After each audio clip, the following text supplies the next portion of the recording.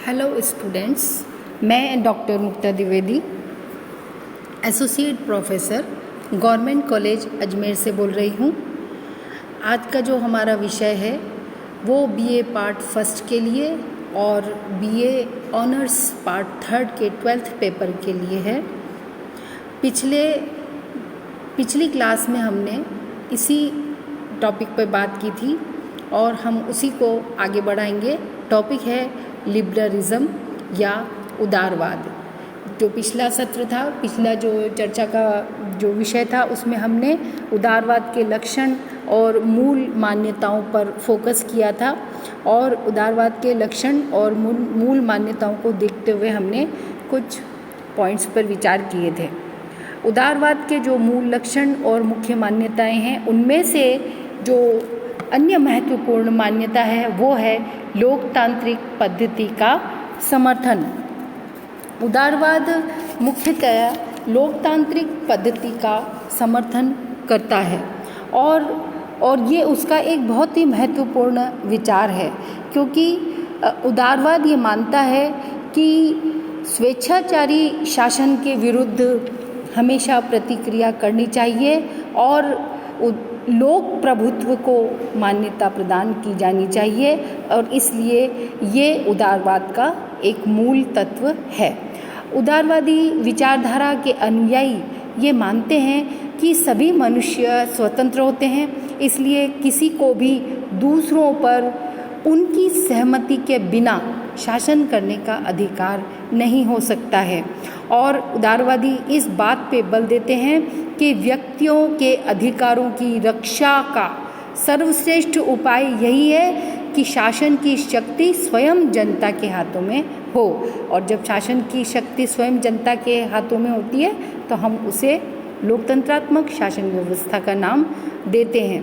और इसमें महत्वपूर्ण बात यह है कि ये किसी एक व्यक्ति या वर्ग विशेष को स्वेच्छाचारी ढंग से शासन करने का अधिकार नहीं देते हैं। और उदारवादी विचारों का इतना महत्व बढ़ गया था कि फ्रांस में मानवीय अधिकारों की घोषणा में इसे स्थान दिया गया और ये कहा गया कि राष्ट्र ही तत्वतः संपूर्ण प्रभुत्व का स्रोत है और कोई व्यक्ति अथवा व्यक्तियों का कोई समूह किसी ऐसी सत्ता का अधिकारी नहीं हो सकता जो राष्ट्र से प्राप्त न हुई हो।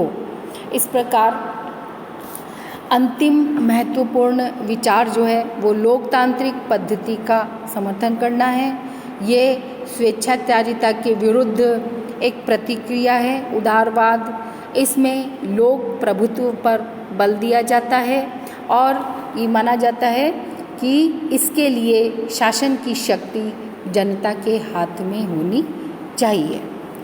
दूसरा जो आज हम जिस पर विचार करेंगे वो महत्वपूर्ण लक्षण है कि उदारवाद अंतर्राष्ट्रीय और विश्व शांति में विश्वास रखता है। अंतर्राष्ट्रीय क्षेत्र में राज्य की निरंकुशता को उदारवादी स्वीकार नहीं करते हैं। वो ये मानते हैं कि विश्व बंधुत्व और विश्व शांति का जो आदर्श है वो हर राज्य को, राष्ट्र को अपनाना चाहिए और शने शने धीरे धीरे शांतिपूर्वक प्रगति करनी चाहिए और साथ में अन्य राष्ट्रों को भी वैसी ही प्रगति में सहायता देनी चाहिए। अर्थात अंतर्राष्ट्रीय सहयोग और प्रगति पर उदारवाद बल देता है।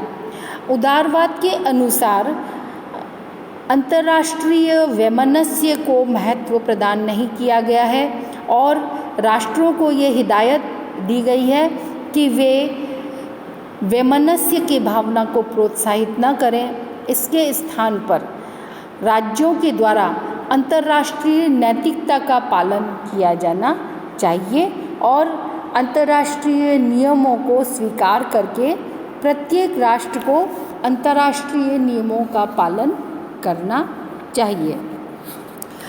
जो आज का जो तीसरा लक्षण है जिस पर हम विचार करेंगे वो है इतिहास और परंपराओं का विरोध।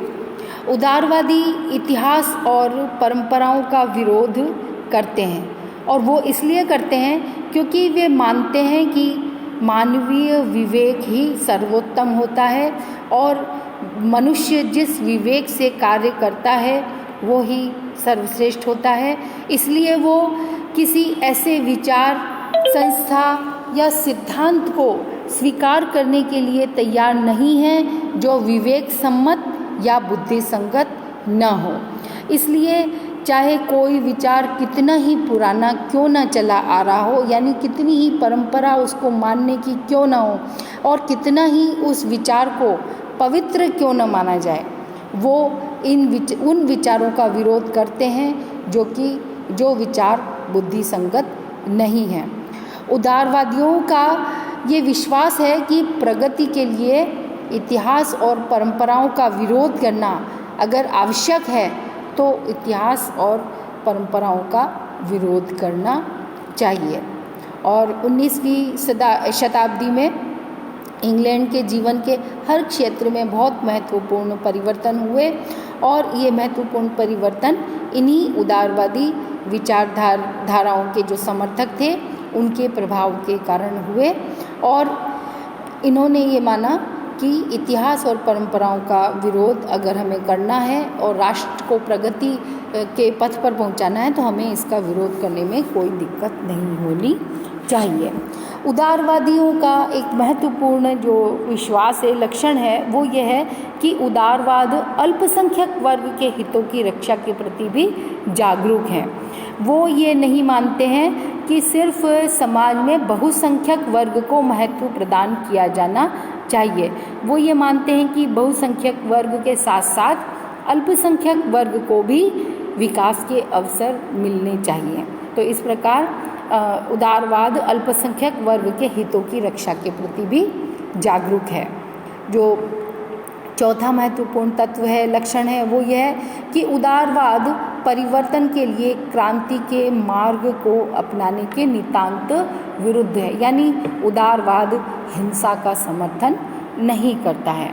तो निष्कर्ष तौर पे हम कह सकते हैं कि उदारवाद इस बात पर बल देता है कि समस्त मानवीय व्यवस्था का केंद्र व्यक्ति ही है और राज्य, समाज और अन्य संस्थाएं व्यक्ति के कल्याण के सिर्फ साधन मात्र हैं और समस्त राजनीतिक, आर्थिक, सामाजिक व्यवस्था का निर्धारण व्यक्ति को केंद्र मानकर ही किया जाना चाहिए। तो इस प्रकार जो दो व्याख्यान हैं उसको हम संक्षेप में अगर देखें तो इसका मतलब ये है कि उदारवाद के जो मूल लक्षण और जो मूल सिद्धांत हैं वो क्रमशः इस प्रकार हो सकते हैं कि मानवीय विवेक में उदारवाद आस्था रखता है, उदारवाद इतिहास और परंपराओं का विरोध करता है अगर वो प्रगति के मार्ग में बाधक बनती हैं, उदारवाद मानवीय स्वतंत्रता की धारणा में विश्वास रखता है और इसलिए उदारवाद प्राकृतिक स्वतंत्रताओं का समर्थन करता है। उदारवाद व्यक्ति को साध्य और समाज को साधन मानता है। उदारवाद समाज और राज्य को कृत्रिम संगठन मानता है और इसलिए उनका विचार है कि व्यक्ति अपने आप में पूर्ण है और समाज और राज्य का जो संगठन है उसको व्यक्ति के कल्याण के लिए कार्य करना चाहिए।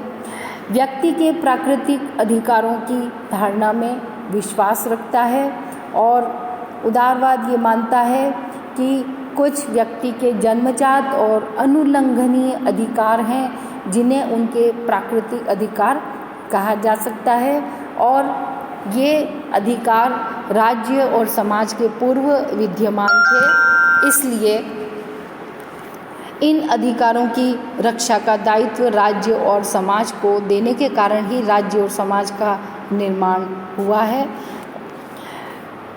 इसी प्रकार उदारवाद धर्मनिरपेक्ष राज्य का आदर्श का पालन करना चाहता है, धर्मनिरपेक्ष राज्य को समर्थन देना चाहता है, जिसकी चर्चा हम पिछले अध्याय में पिछले जो हमने चर्चा की थी उसमें हम कर चुके हैं। उदारवाद शासकीय स्वेच्छाचारिता का विरोध करता है और कानून की प्रधानता को स्वीकार करता है, और इसके साथ ही उदारवाद लोकतांत्रिक पद्धति का समर्थन करता है और अंतर्राष्ट्रीय और विश्व शांति में विश्वास रखता है। तो इस प्रकार उदारवाद के जो मूल लक्षण और मान्यताएं हमने पढ़ी, और उसको देखकर हमने ये जानने का प्रयास किया कि उदारवाद के जो मूल लक्षण और मान्यताएं देखकर हम विचारधारा के रूप में हम पहचान सकते हैं कि क्या एक राज्य या एक राजनीतिक व्यवस्था उदारवादी राजनीतिक व्यवस्था है या नहीं।